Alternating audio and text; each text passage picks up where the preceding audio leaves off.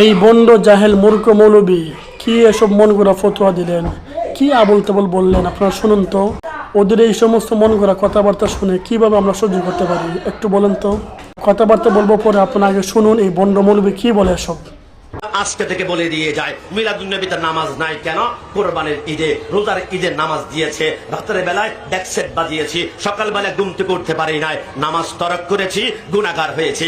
আমার আল্লাহ বলে অন্যান্য দিনে গুনাহগার হওয়ার সম্ভাবনা আছে, কিন্তু মিলাদুন্নবীতে যদি আমি নামাজ দেই, কেউ যদি নামাজ না পড়ে তাহলে সে গুনাহগার হবে। রসুল আগমন করেছে, ওই দিন কেউ গুনাহগার হোক, আমি আল্লাহ চাই না, আমি আল্লাহ চাই না, আমি আল্লাহ চাই না। নামাজ ক্যান্সেল করেছে। একটা কাজ করো, মিলাদুন্নবী আসলে একটু শরবত খাওয়াও, একটু পানি খাওয়াও, একটু তাবারক খাওয়া, একটু আপেল খাওয়া, এক গ্লাস পানি খাওয়া। আমি ওয়াদা করলাম তোমরা সুন্নিরা জান্নাতে যাবে, আমি লিখে দিলাম। ও ভাবি বাতিলরা জান্নাত দেখবে না।